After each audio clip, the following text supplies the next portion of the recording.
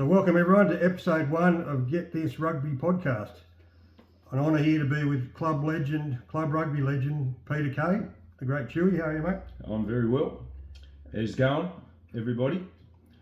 Welcome to Get This Rugby, because you're going to get some here, and no one's going to be safe. Yeah, no filter here, and let's tell them how we came about the name, Pete. Oh, it was something Mick Bell came up with a few years ago, and it was something to do with me saying this to people when I hit them, and it was get this. So that's about it. And then they would be lights out. That was Hopefully, yeah. So basically, guys, on this show we're going to review and preview the Shute Shield. We're also going to talk about other rugby matters. We've got a couple of things to say about the new tackle laws, the referees, but we're not here to ref bash. And also we're going to incorporate a bit of the past into the podcast as well.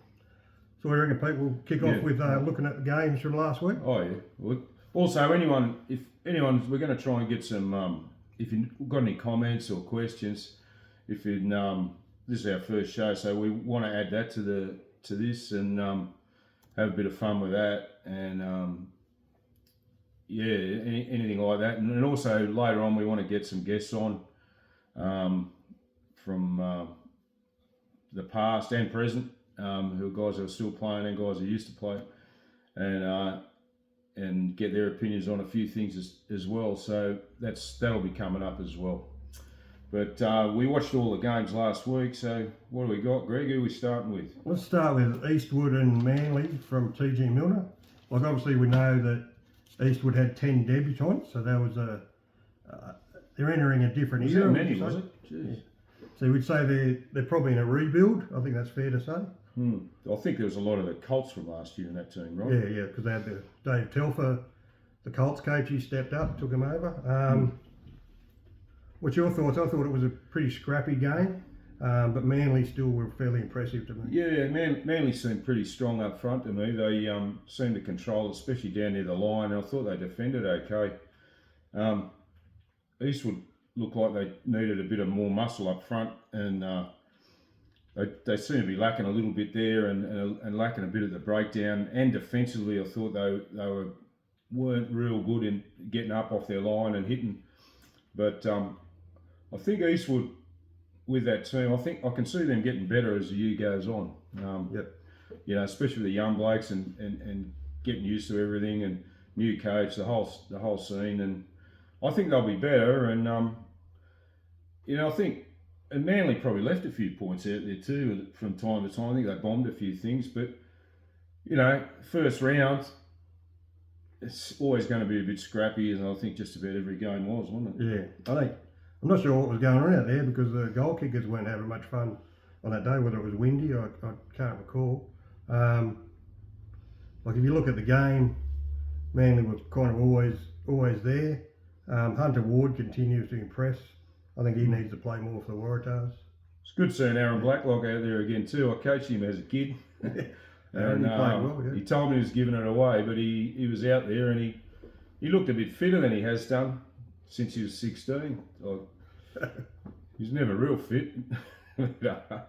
He's looking good. Well done, Aaron. I was proud of you out there, boy. Yeah, so overall I think it was a decent game of rugby, I suppose. Manly 6 tries to 3. So it was probably a fair indication where both teams were. I think Manly... What did it end up? 32-17. 32-17. I think Manly, in my opinion, I think Manly's headed for the top 4. Do you agree, Pete? Yeah, I think so. Days.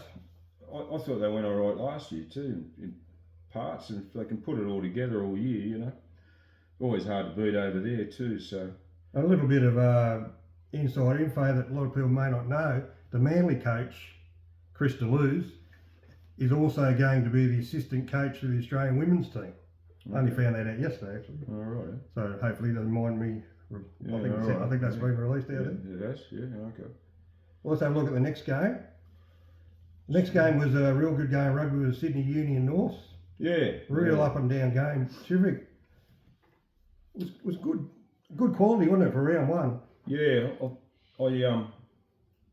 I thought Norse played really well in the first half, and probably they left a few points on the field, I thought. Yeah. And I think the whole game came down to 10 minutes from the end with A yellow card. a yellow card for a knockdown ball, slapped down or whatever it was. And because at that stage I thought Norse probably should have won the game with 10 minutes to go. They're up by, what, 10 points or something, weren't they? Yeah, they're up. So it started, they were up 14-0.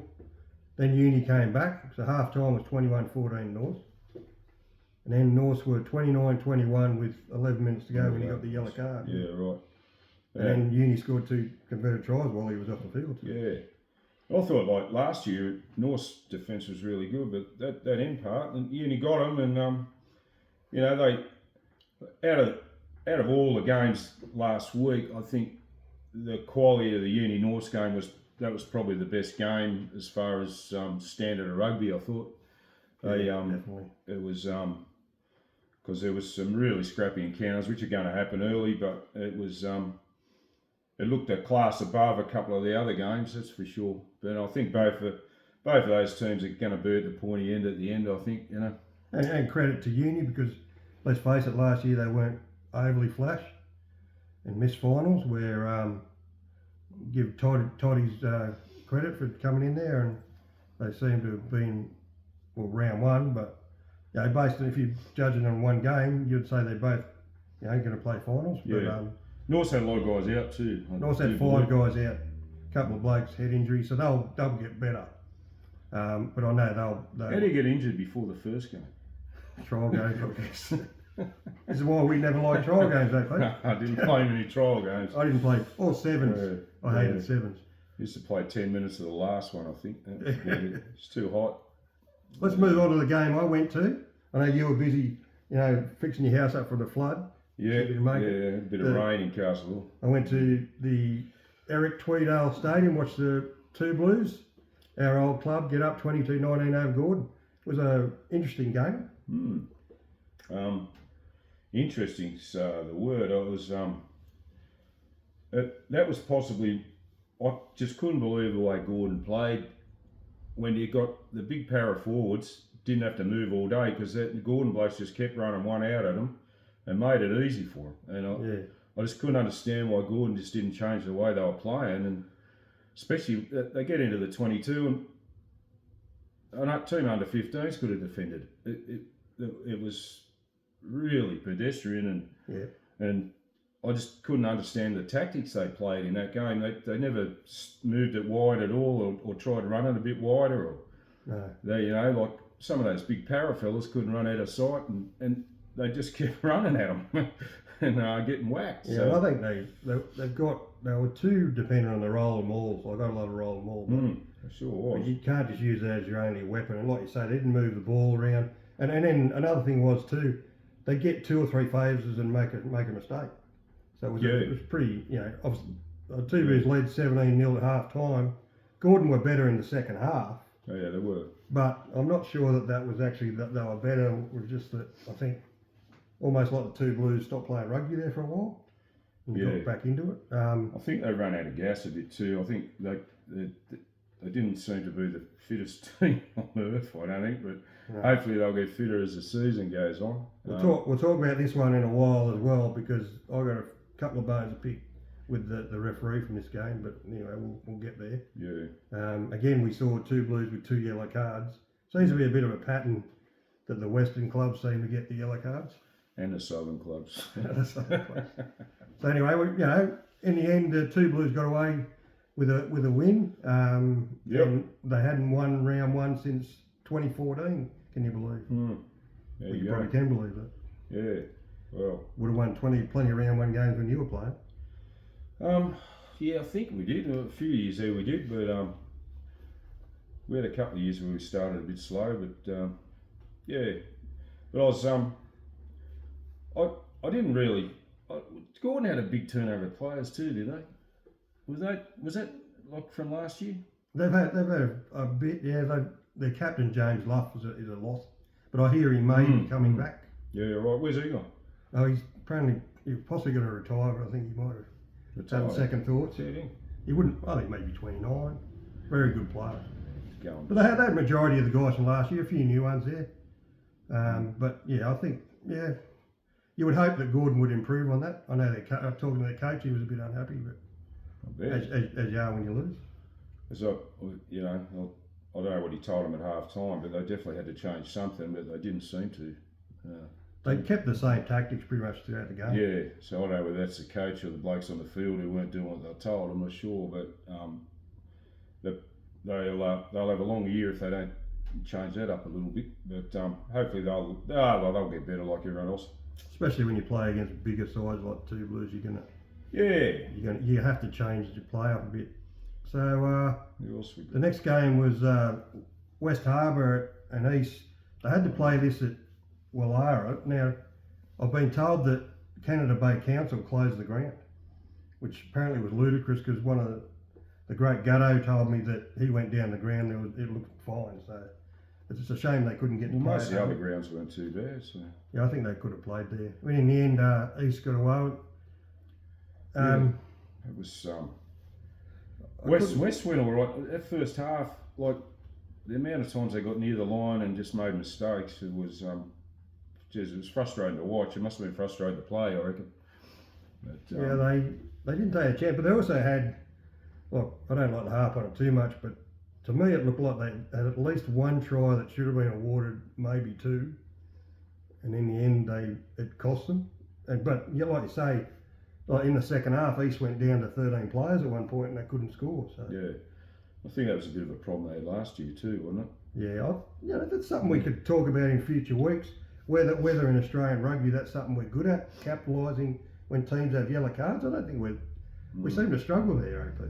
Yeah, and if you've got two blokes off, you should be finding some holes somewhere, shouldn't you? Well, you should be going out wide, right? Well, yeah, unless changing angles and doing stuff, like you've got to move them, and they West just looked a little bit underdone to me. I don't know.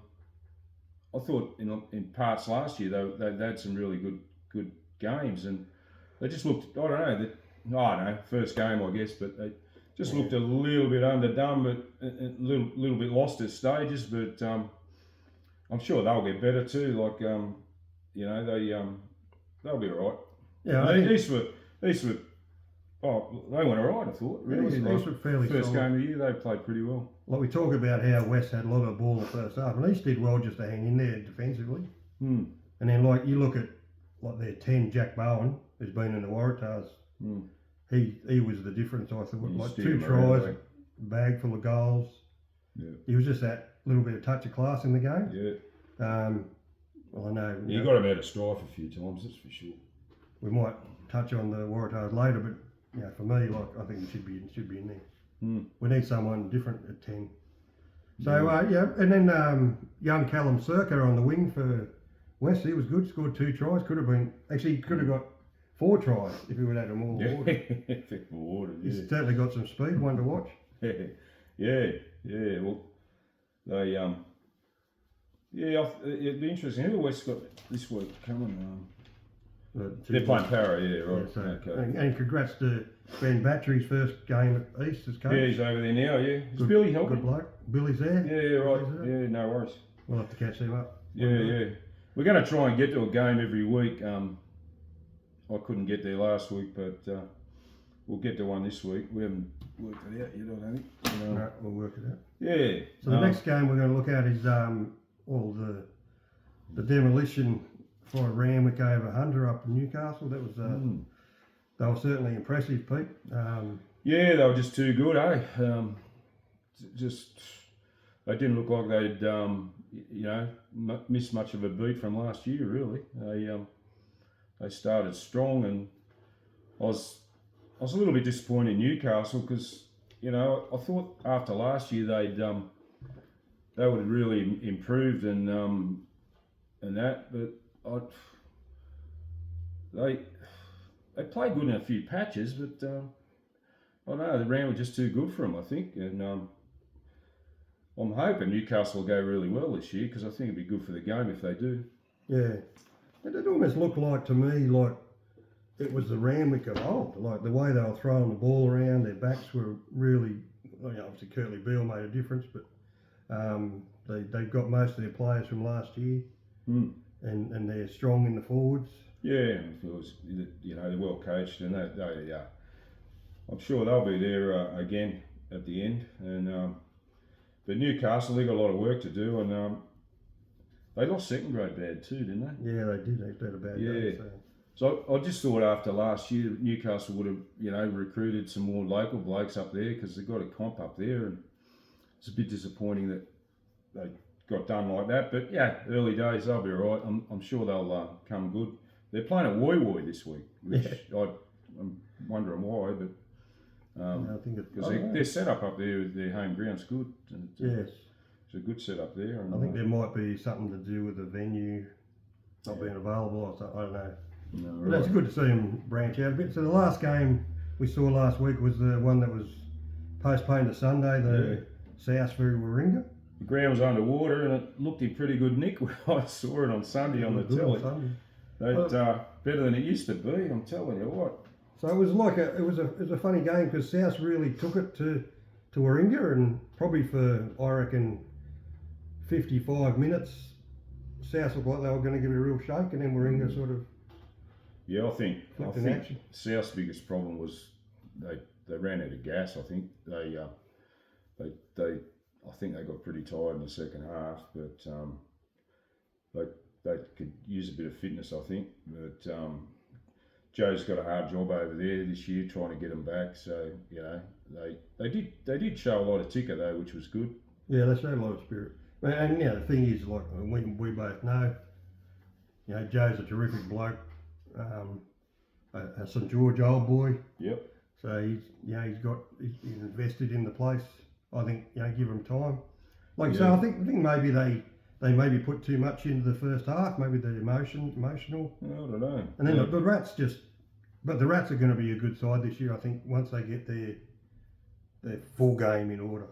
They did have a lot of structure in the backs and stuff. They seemed to be a little bit disorganised, but they were dangerous in open play and stuff. And I think those late tries, they sort of got away at the end there, but I don't think they were that much better. No, they weren't. But they did they had a couple of guys that were very, like Ben Murray was very dangerous from open play. Yeah, good game.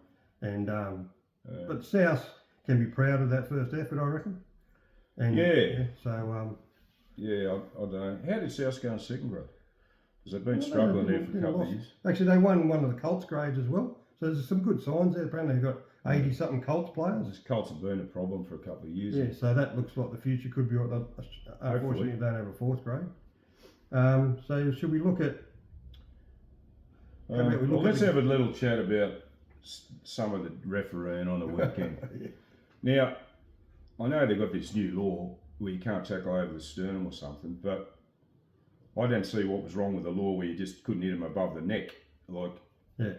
I saw one tackle, I think it was it might have been the Warringah South game, but I think I saw it in another game as well, and a fella just hit the bloke on the shoulder here, side on, bloke just went to ground, no harm done, nothing. And it's another penalty, and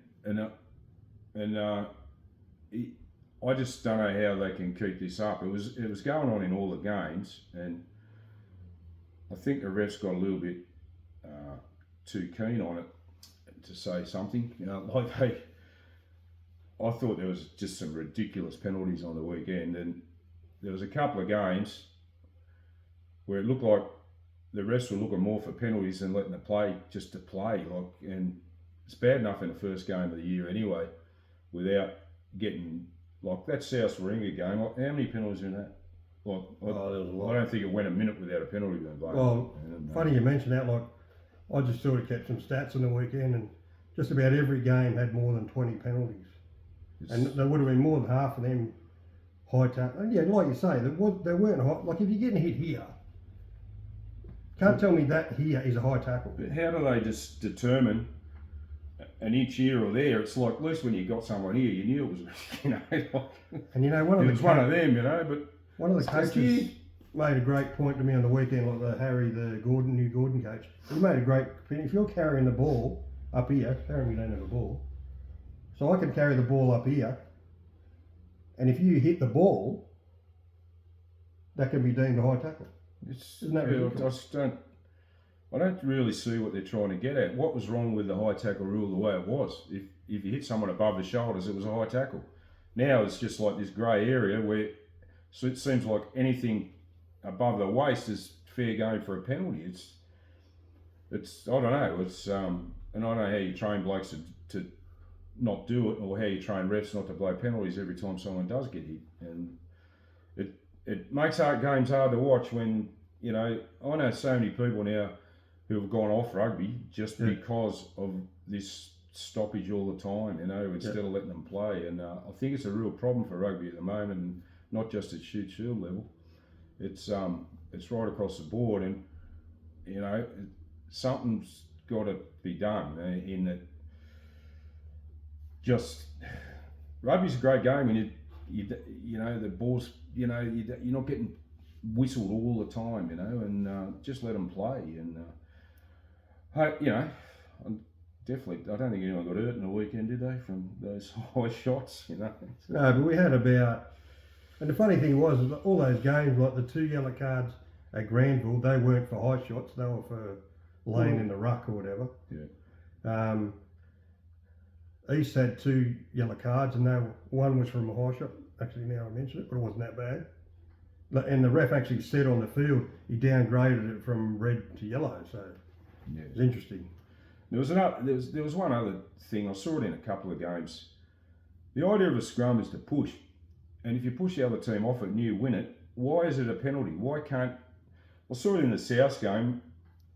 I think Ringer pushed him off the ball.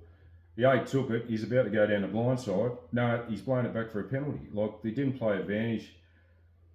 Let it go. If you don't want to push, you make it like a league scrum. Like, it just seems to me they're blowing these penalties before they're looking at what the guy can do with the ball. And, you know, you're going forward like that. It's the perfect place to be taking the ball. Yeah. And making something out of it rather than kicking the frigging thing again down the field for a line. And make it a black and white rule. Like, if you're going to say, even I saw in the Two Blues game, there was one time there where Gordon absolutely demolished the Two Blues scrum, but the ref let him take the ball out.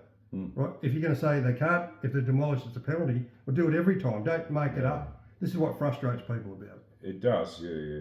But you know, I'd just say, like, you know, I did a bit of refereeing when I was younger, and I'd just say to referees, just look into the law of common sense, see what effect it's having on the game.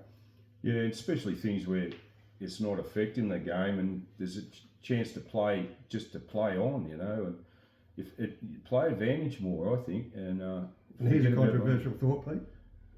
People don't come to rugby to watch the referee. Exactly. They come to watch the players. Good games are when you don't notice a ref, you know. And but anyway, it was their first game good as well, so hopefully they'll get better as well. On that note, a shout out to a great former ref that I met the other week, old Gus Erickson, still floating around, actually doing some coaching these days. So he's coaching, is he? He's coaching refs or coaching people? People, players. Coaching union for the women, apparently. So. Oh, right.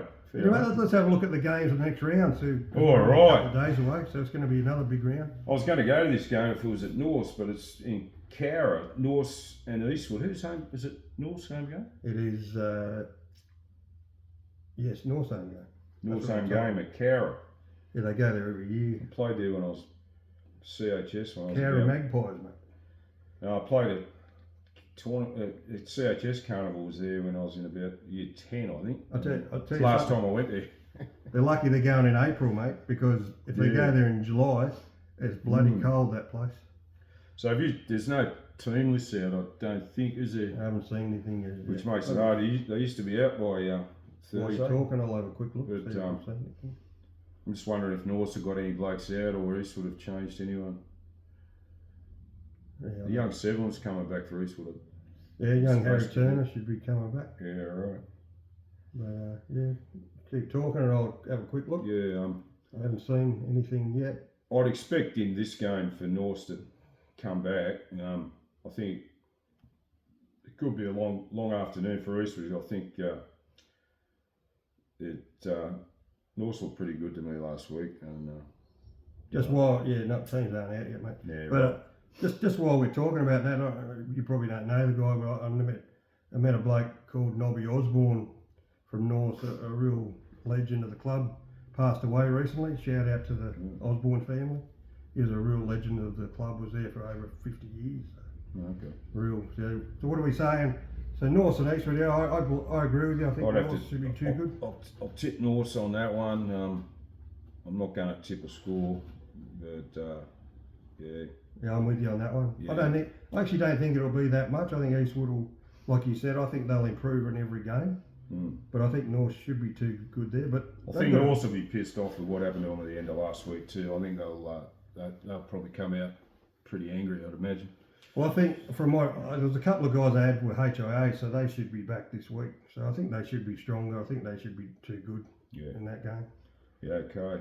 Where are we going next? Eastern Gordon, that's at Wallara again. Wallara, yeah. So hard place to play on that carpet, I do believe. But I'd say after the way East played last week and the way Gordon played, unless Gordon turned it around massively, I'd have to be going for East in this one, I think.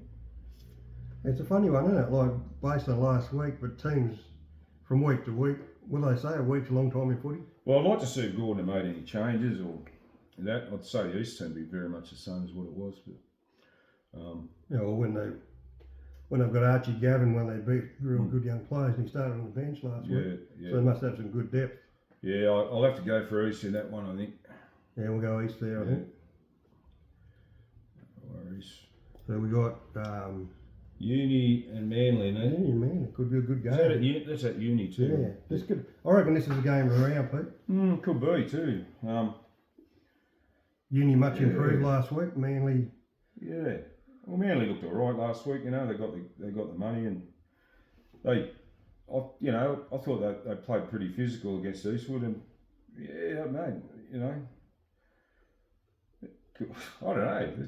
This could be a hard one, but Are we willing to say this could be the year that Manly break their drought? Are we willing to go that far yet, or we want to see some more? well, August and September is always the problem at Manly, isn't it? Yeah, that's right. Yeah. Someone the other day told me they said they reckon Randwick and Manly grand final. I said to them, well, if that's the case, Randwick will win. That's the problem. But I do rate the Manly teams, a good young, and they got some players coming back. Yeah. The African winger, Yul, he's due back. Oh yeah, right. He's very Where's he fast. went? He's been injured or something. Oh, okay. I don't know. Like you said, I don't know how people get injured in free seasons. But anyway. Yeah. This But one. I don't know. Toss of the coin for me. I don't know. Yeah. I might go Manly in this one, just to. There you go. Yeah, I'll go Manly too. Go Manly. Only just, I reckon that could be close real game, I close. think. Where are we? So next we're going to Granville Park for the West, eh? Granville Park. The old grudge match. Yeah, like local derby sort of thing, and there's supposed to be a bit of a reunion of the 80s Western para players on the day. I think Peter Cohen ran into someone at somewhere, and one of the old West blokes, and I think they've organised a drink for Granville Park this Saturday. So does that mean we're going to Granville Park this week? Mate? I don't know. Could end up being a blue too. They're all getting a bit old, but yeah, I don't know. Was there Para weren't that impressive, and the Para West games are always hard, and I'm sure West will want to come back from last week. I wouldn't mind betting this is a close one too. Yeah, let's toss of the coin this one. Yeah, could be a draw. I favour Para a little bit at home, but what about yourself? Back in the day, was the rivalry that strong with West, or not really? Yeah, I suppose it was always hard. West had some pretty good teams. We played them in a couple of semis in the 80s, and then things changed a bit. But who was your favourite West player? I'd have to say Steve James. Favourite West player? James was good, and very good. Serge Gonzalez. Serge was good. Still around taking photos? Yeah, bloody hell. He still looks like he could play now. What about the old John Menendez played for West back in the day? Yeah, he did, yeah. That was about your era? Yeah, played against him a couple of times. I'm going to go West in this one. You're going West, okay? I'm going West. We're going to differ here, I'm going Para. All right. Power for you, West for me. So when we're going to... Warringah Randwick, big game. Well, this might be match of the round, actually. I could be wrong. Warringah and Randwick.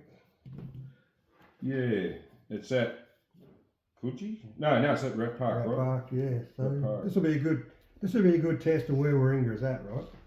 Against Randwick. Probably right, because, you know, you're playing the Premiers and they looked pretty good last week, so I think Warringah would have to play better than they did last week to get the money in this one, I think. Yeah, a lot better. And, you know, I don't know. I'd have to go Randwick in this one. Yeah, I agree with you. I just think, I think Warringah will be better. It's just looked a bit too good at the moment. Warringah will be better, but they won't be good enough, I don't think. Yeah, well, it's going to be a big test for them, and It is a big hard test for place the to new win. coach as well. And Hamesy, yeah. Yeah. It's going to take a little while for them to get... mate, they should get a good crowd at that game at Rat Park, and should be a big day actually. They'll probably be full house over there. That'll be good. Yeah, they're good rivals from the 80s. Yeah, for sure. And so the last game, Newcastle's going to Woy Woy to play South. Woy Woy. So it's Newcastle's home game at Woy Woy. So this is an interesting one because this is two teams that lost last week. The only game where both teams lost. South beat Newcastle last year, and I think it's only one of the two games South won. I think. Or something. Well, actually, Souths have got a bit of a wood over Newcastle. Yeah. Or Hunter, we should be saying. Yeah, I expect Newcastle to come back in this week because I think they would be disappointed with last week, and I'm just a bit worried about South's depth and playing up there too. So I'll go Newcastle in that one. I think they might hit back. Well, I'll go differently. I'll go for South. Go South, all right. I think there's a bit of the Joe factor, mate. Yeah. Oh, look, I'd like to see South win probably, but no. So we nailed down which game we're going to, Chill, or we're going to think about it a bit more? I think we'd probably go to Cowra. It'd be a good trip, wouldn't it? Yeah, it might. Maybe they can let us go on the bus, mate. That'd be a good trip back. So just looking. Saturday traffic we've got to look at here too, you know. I don't think I'll worry about Warringah or East. It's going to be either Uni Manly or Para West, I reckon. Yeah, see how we go. I was going to go to the North game, but it's obviously up there, so. We're leaning towards But anyway, probably. that's us. So yeah, if anyone wants to make a comment or ask questions, anything you like, this is our first show, so hopefully we'll start adding different things to it and get our guests on and have a bit more fun. Yeah, and don't forget, guys, we want to start our segment up yesterday's heroes. If you're a legend player, a player from the past, we're going to try and hassle Muncher to come on the show. And just before we go, so what do we think about, what's our tip that's going to happen at the Waratahs? Chew, do you think DC is probably for the high jump? What do you think is going to happen there? I don't know. They're playing Crusaders this week, and they're going to be hard. And I don't know. They just can't keep losing games, and you know that something's got to happen. So I don't know whether it'll be him or what, but they're what have they lost? How many out of? Well, 6 out of 7. 6 out of 7. But a lot of them by less than 7 points. Yeah, it's still not good. So I don't know. I think they might do it tough this weekend too. But, Well, they did. Well, it's the only team they beat, and I can't see the Crusaders let it happen twice. Yeah. How many games did you have played for New South Wales? Do you reckon? About 20, I think. Yeah. 20, 25. Different back in that day, wasn't it? Yeah, but yeah. Anyway. Oh, guys. No, I think I'll back Crusaders to beat the Waratahs. Yeah. Saturday night or Friday night? I think it might be Friday night. Friday night, yeah. Well, thanks to everyone for tuning in. So, make sure you get out to a game of rugby, and if we see you, come and say good day. For sure. Good on you. And we'll see you next week. See you later. You boys and girls.